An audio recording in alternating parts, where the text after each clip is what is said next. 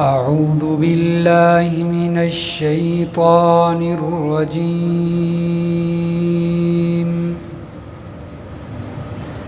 بسم الله الرحمن الرحيم.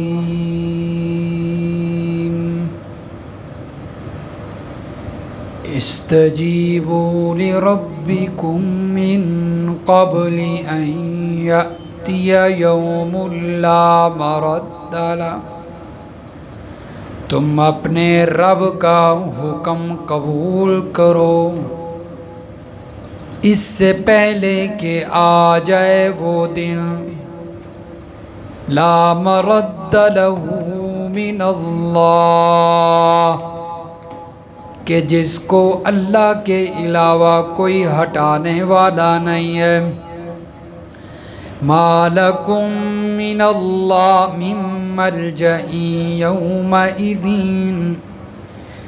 اس دن نہیں ہوگا تمہارے لیے کوئی پناہ دینے والا، کوئی پناہ گاہ بھی نہیں ملے گی.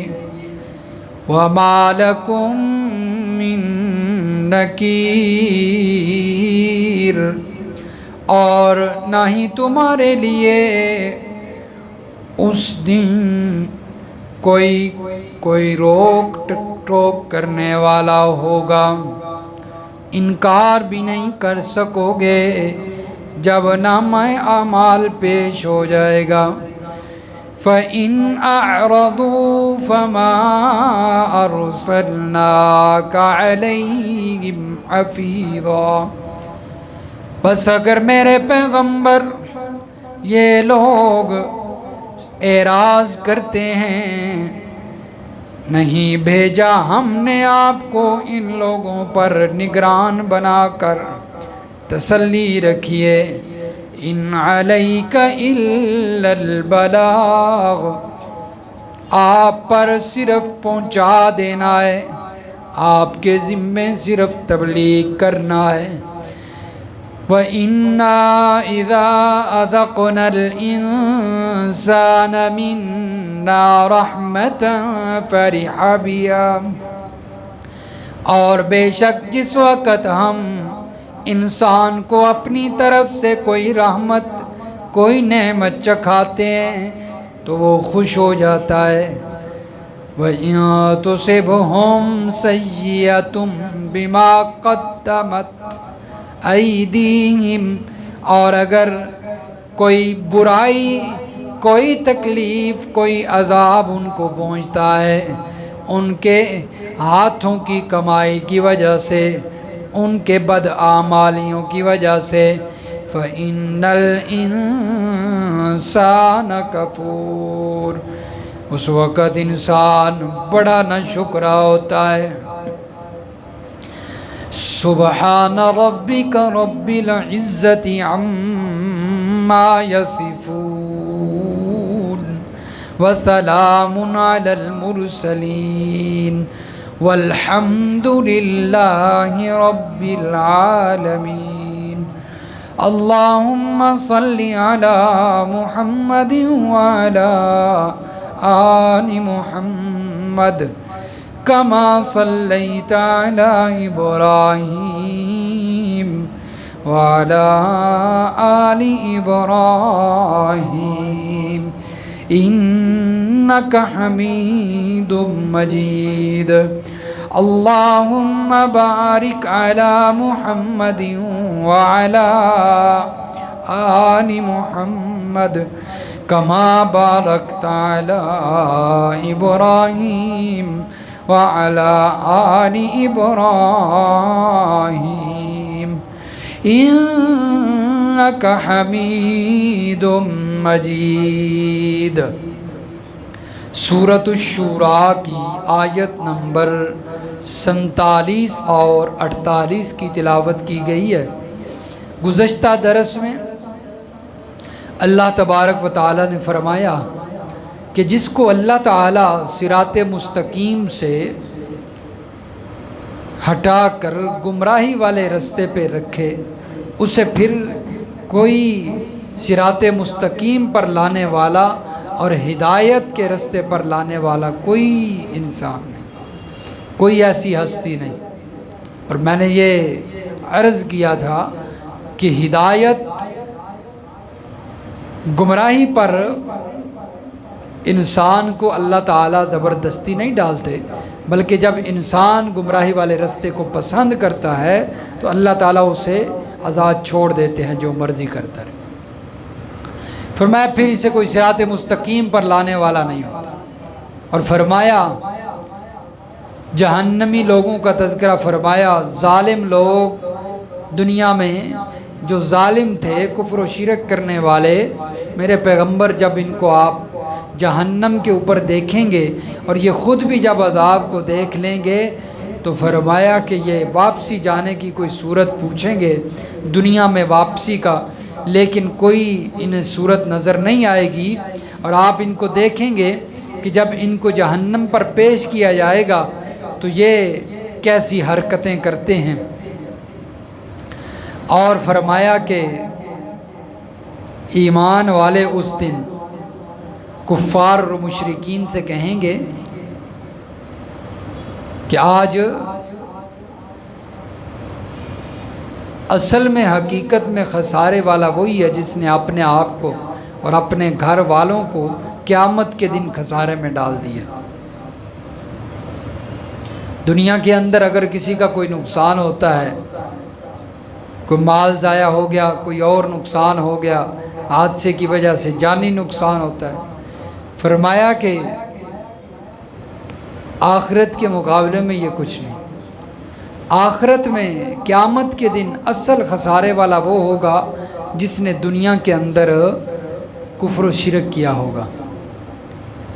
اگرچہ اس نے دنیا میں بڑی عیش و عشرت کے ساتھ زندگی گزاری ہوگی، کوئی اس کا جانی مالی نقصان نہیں ہوا ہوگا، لیکن اس نے اپنا روحانی نقصان کیا ہے جس کی وجہ سے قیامت کے دن وہ پریشان ہوگا۔ بہرحال فرمایا کوئی انہیں بچانے والا نہیں ہوگا۔ آج کی آیات میں اللہ تبارک و تعالیٰ فرماتے ہیں کہ اگر تم چاہتے ہو کہ صراط مستقیم مل جائے اور جہنم سے بچ جاؤ تو استجیبوا لربکم من قبلی، اپنے پروردگار کی بات مان لو، اللہ کی بات مان لو۔ اور اللہ کی بات کیا ہے کہ اللہ اور اس کے رسول کی اطاعت کرو، اللہ اور اس کے رسول کی اطاعت کرو، اطیعوا اللہ و اطیعوا الرسول، اللہ اور اس کے رسول کی فرما برداری کرو۔ فرمایا اللہ اور اس کے رسول کی بات مان لینا یہی انسان کے لیے صراط مستقیم بھی ہے اور جنت میں جانے کا ذریعہ بھی ہے۔ اس لیے فرمایا استجیبوا لربکم، اپنے رب کا حکم مان لو، ایک اللہ کے سامنے جھک جاؤ، اللہ کے علاوہ کسی کی عبادت نہ کرو۔ فرمایا عبادت کسی اور کی نہیں ہونی چاہیے، اور نبی علیہ الصلوۃ والسلام کی بتائی ہوئی شریعت کے مطابق زندگی گزارو، یہی ہے اصل صراط مستقیم۔ حضرت عیسیٰ علیہ الصلوۃ والسلام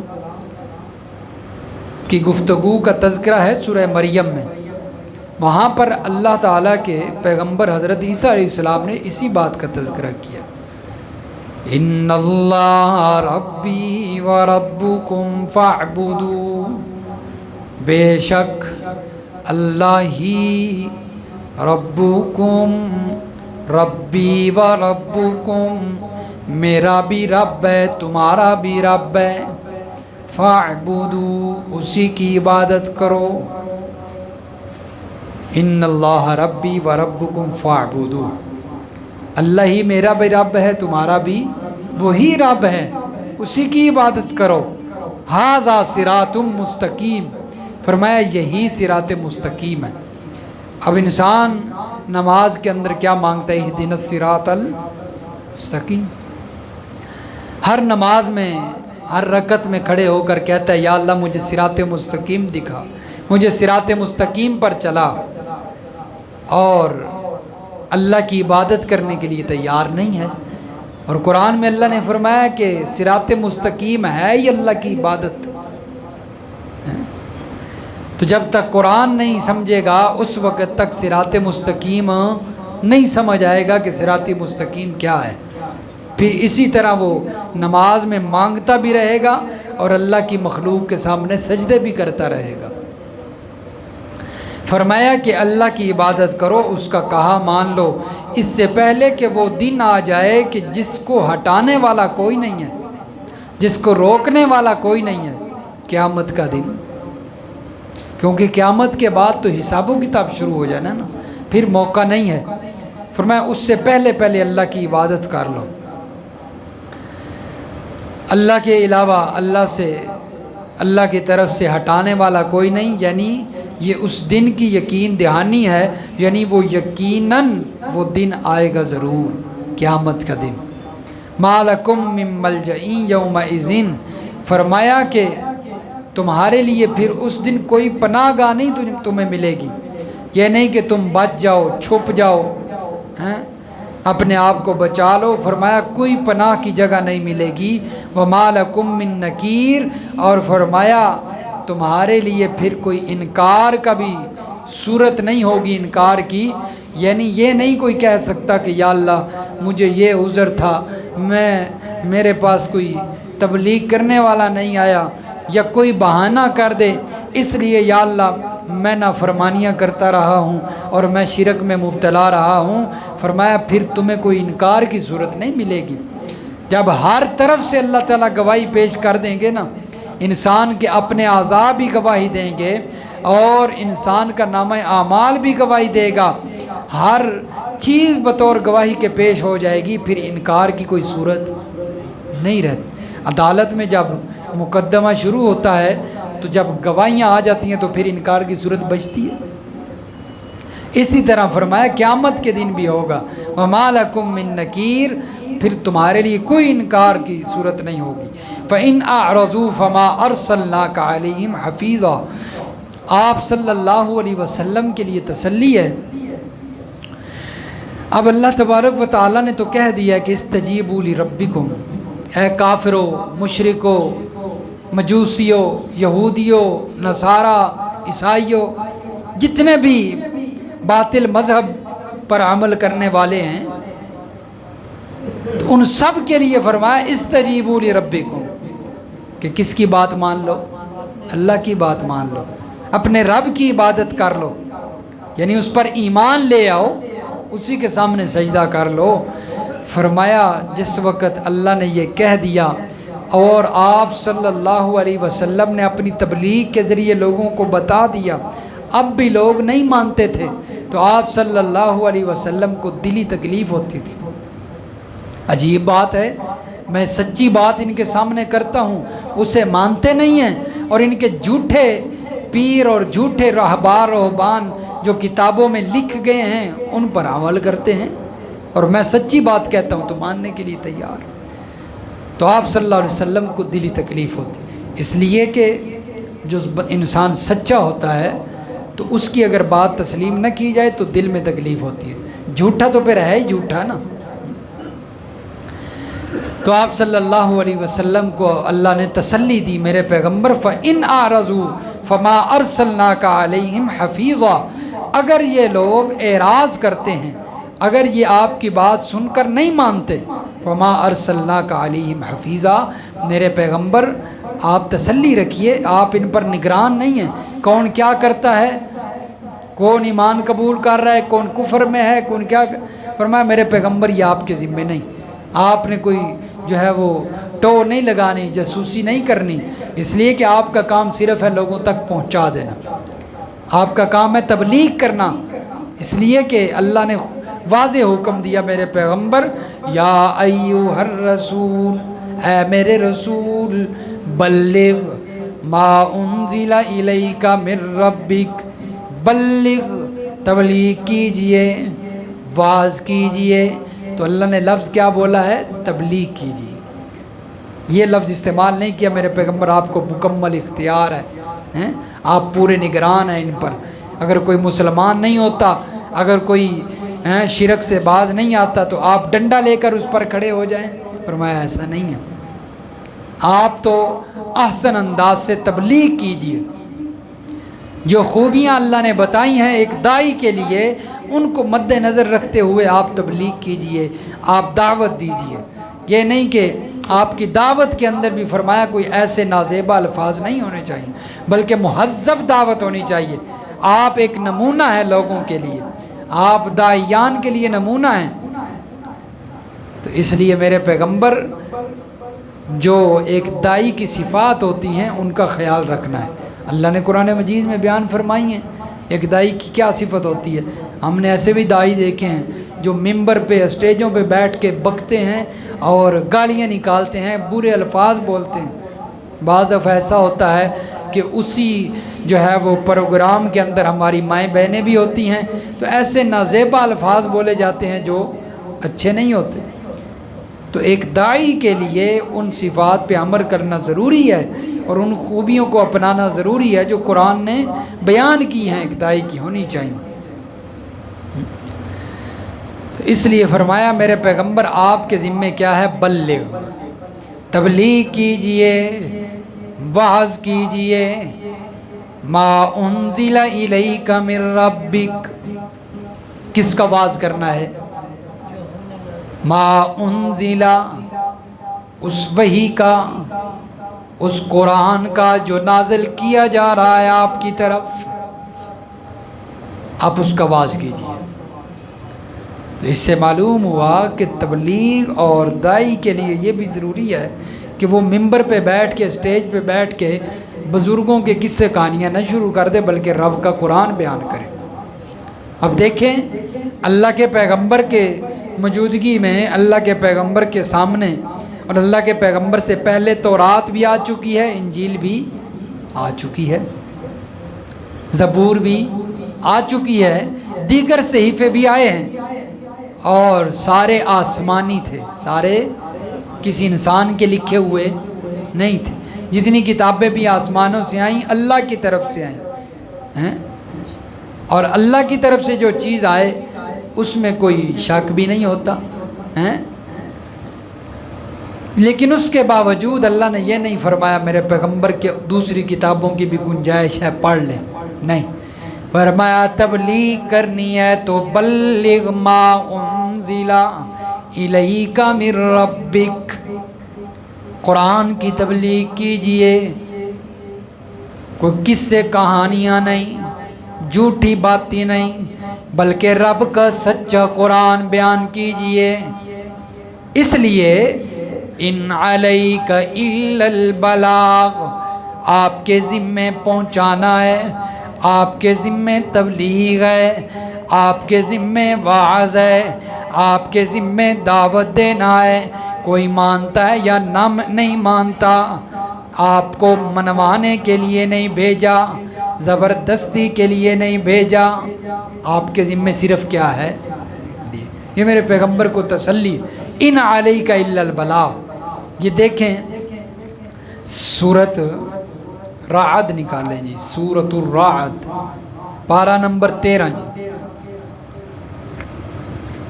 سورت الرعد پارہ نمبر 13 اور صفحہ نمبر 315، صفحہ 315۔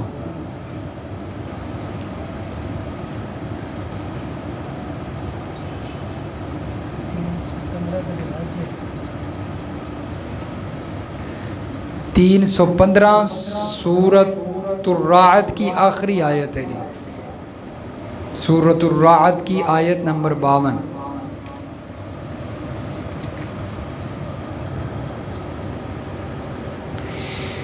ھذا بلاغ للناس ولینذروا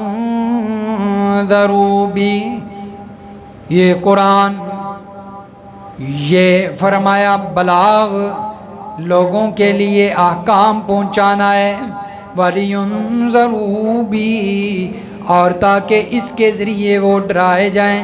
میرے پیغمبر قرآن کے ذریعے لوگوں کو ڈرائیے، وَلِيَعْلَمُوا أَنَّمَا هُوَ إِلَٰهٌ وَاحِدٌ، تاکہ انہیں پتہ چل جائے کہ ان کا الہ، ان کا معبود ایک ہی الہ ہے، ان کا معبود ایک ہی معبود ہے۔ تو یہ آیت کیا بتا رہی ہے کہ انسان کو اس کی رب کی پہچان کروانے والی اگر کوئی واحد چیز ہے، کتاب ہے، تو کون سی ہے؟ اللہ کا قرآن ہے۔ انسان کو رب کی پہچان کرواتا ہے۔ لِيَعْلَمُوا، یہ لوگوں کو قرآن پہنچائیے تاکہ انہیں پتہ چلے کہ ان کا الہ ایک ہے۔ وَلِيَذَّكَّرَ أُولُو الْأَلْبَابِ، تاکہ عقل والے لوگ اس سے نصیحت حاصل کریں۔ تو اس لیے میرے پیغمبر آپ کے ذمے صرف پہنچانا ہے۔ ایک اور مقام بھی دیکھیے، سورۃ الغاشیہ پارہ نمبر 30، سورۃ الغاشیہ پارہ نمبر 30۔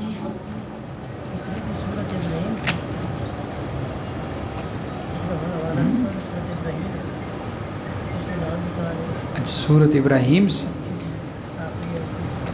اچھا سورۃ الغاشیہ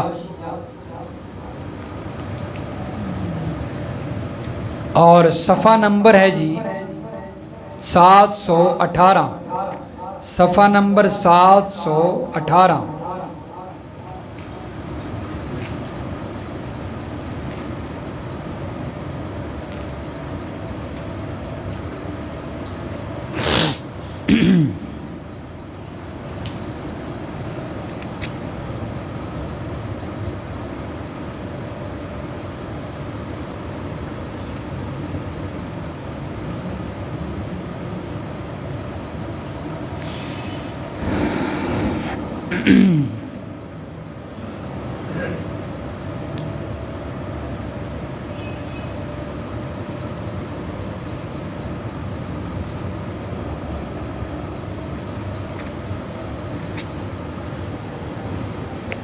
پچھلی جو اس سے پہلے حوالہ دیا ہے وہ سورۃ ابراہیم تھی جی، وہ سورۃ ابراہیم کی آخری آیت تھی۔ صرف میں حوالہ نوٹ کروا رہا ہوں، دیکھ تو لیا ہے آپ نے، سورۃ ابراہیم کی آخری آیت تھی وہ جی۔ میں نے پہلے سورۃ الرعد شاید کہا ہے، لیکن وہ سورۃ ابراہیم تھی جی۔ سورۃ الرعد کا بھی ایک حوالہ ہے، میں اس کے بعد آپ کو دکھاتا ہوں۔ یہ سورۃ الغاشیہ کا حوالہ دیکھ لیں پہلے۔ فرمایا فذکر انما انت مذکر، سورۃ الغاشیہ آیت نمبر 21، میرے پیغمبر نصیحت کیجئے، انما انت مذکر، بے شک آپ نصیحت کرنے والے ہیں، لست علیہم بمسیطر، نہیں ہے آپ کو ان لوگوں پر مسلط نہیں کیا گیا، آپ کو ان لوگوں پر مسلط نہیں کیا، یعنی مسلط کرنے کا مطلب ہے کوئی چیز زبردستی منوانا۔ تو میرے پیغمبر آپ صرف نصیحت کیجئے، یعنی تبلیغ کیجئے، زبردستی منوانا آپ کے ذمہ نہیں۔ یہ سورۃ الرعد نکال لیں جی، سورۃ الرعد ہے اور صفحہ نمبر جی 307، صفحہ 307، سورۃ الرعد آیت نمبر 40۔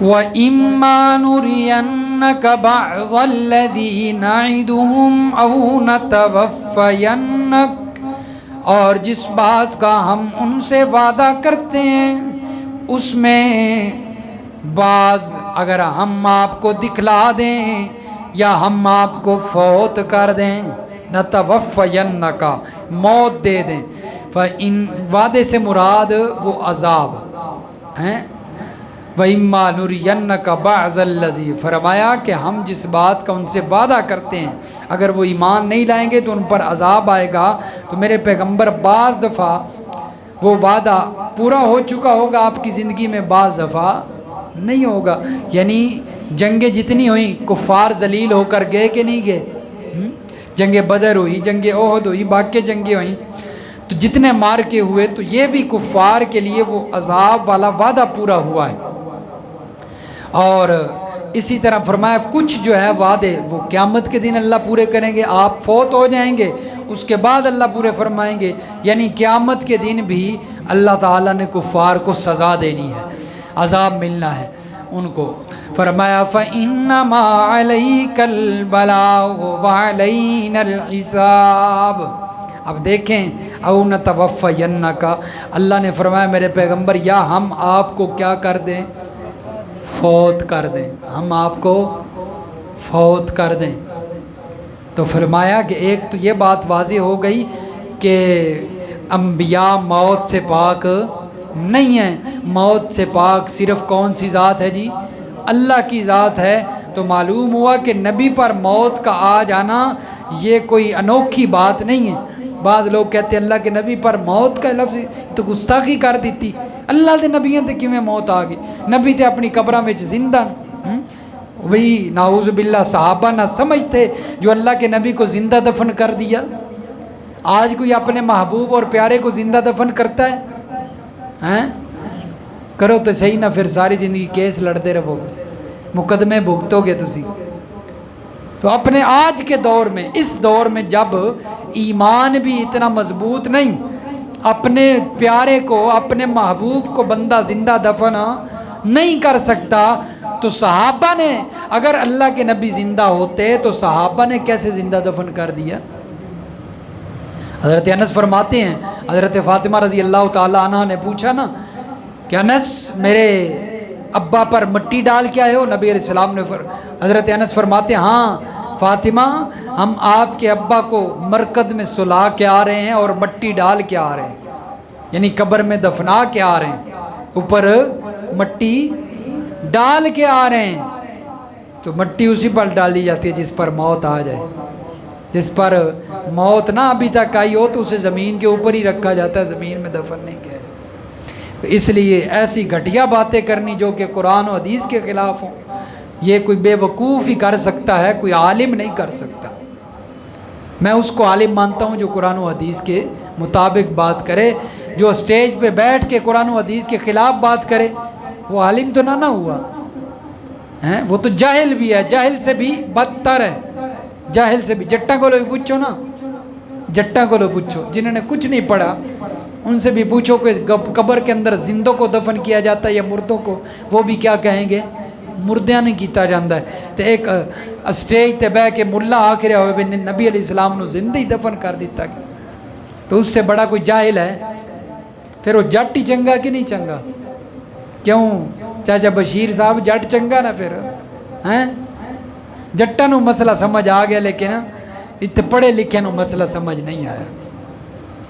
فرمایا میرے پیغمبر نتوفینک، یا ہم آپ کو فوت کر دیں، آپ کو موت دے دیں، فإنما علیک البلاغ وعلینا الحساب، آپ کے ذمے پہنچانا ہے، آپ کے ذمے تبلیغ ہے، اور حساب کس کے ذمے ہے؟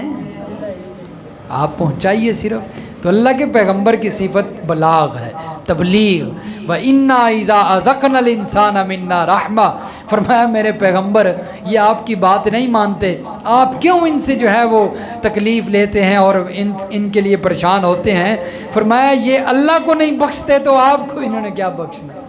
فرمایا یہ انسان اس طرح ناشکرا ہے کہ جب ہم اسے کوئی رحمت اور کوئی نعمت چکھاتے ہیں تو یہ خوش ہو جاتا ہے، خوشی کی وجہ سے فرمایا پھولتا ہے، سما نہیں سکتا، لیکن جب کوئی تکلیف آتی ہے اور آتی بھی اس کے اپنے کرتوتوں کی وجہ سے ہے، کوئی سزا ملتی ہے، کوئی فرمایا اس پر کوئی مصیبت آ جاتی ہے، تو پھر فإن الانسان کفور، فرمایا یہ اپنے رب کی گلے شکوے شروع کر دیتا ہے، پھر اسے بھول جاتا ہے کہ اللہ تعالیٰ نے اس کو بڑی اس سے پہلے نعمتیں چکھائی ہیں، اللہ نے اسے بڑی نعمتوں سے نوازا ہے، سب کچھ بھول جاتا ہے۔ فرمایا ایک تکلیف کی وجہ سے جو آئی بھی اس کے اپنے عمل کی وجہ سے ہے، ہماری وجہ سے نہیں، اپنے عمل کی وجہ سے آئی ہے، تو پھر ہمارے گلے شکوے شروع کر دیتے کہ اللہ تعالیٰ نے تکلیف کے اندر مجھے مبتلا کر دیا ہے، میں ہی ملے ایسا ہیں، اور کوئی نہیں ملے ایسی، تو یہ گلے شکوے شروع کرتا ہے۔ فرمایا یہ ہمارے گلے شکووں سے باز نہیں آتا، اتنا نہ شکر ہے، تو میرے پیغمبر آپ کیوں پریشان ہوتے ہیں، آپ کیوں جو ہے وہ تکلیف اٹھاتے ہیں؟ آپ تسلی رکھیں، یہ انسان نہ شکر ہے بڑا۔ وَإِن تُصِبْهُمْ سَيِّئَةٌ بِمَا قَدَّمَتْ أَيْدِيهِمْ فَإِنَّ الْإِنسَانَ كَفُورٌ، فرمایا رحمت چکھاتے ہیں، چکھانا یعنی آخرت کے مقابلے میں چکھنا کوئی چیز جو ہوتی ہے نا، چکھنے کا تعلق صرف وقتی ہوتا ہے، چکھنے کا تعلق وقتی ہے، یعنی تھوڑا سا وقت، تھوڑا سا لمحہ۔ تو اللہ نے دنیاوی رحمت اور دنیاوی نعمت کے اوپر چکھنے کا لفظ استعمال کیا ہے۔ کیوں؟ اس لیے کہ فرمایا کہ یہ والی جو نعمت ہے دنیا والی، یہ آخرت کے مقابلے میں چکھنے جیسے ہے۔ جس طرح چکھنے کا تھوڑا سا لمحہ ہوتا ہے، اس کا تلذذ، اس کا لطف، اس کی جو ہے مٹھاس، وہ تھوڑے لمحوں کے لیے ہوتی ہے نا۔ فرمایا اسی طرح جو رحمت آخرت کی ہے اس کے مقابلے میں دنیا والی نعمت کی مثال، فرمایا اسی طرح تھوڑی سی اس کی لذت ہے، تھوڑی سی مٹھاس ہے، پھر ختم ہو جائے گی۔ اللہ تعالیٰ سمجھ نصیب فرمائے، عمل کی توفیق عطا فرمائے۔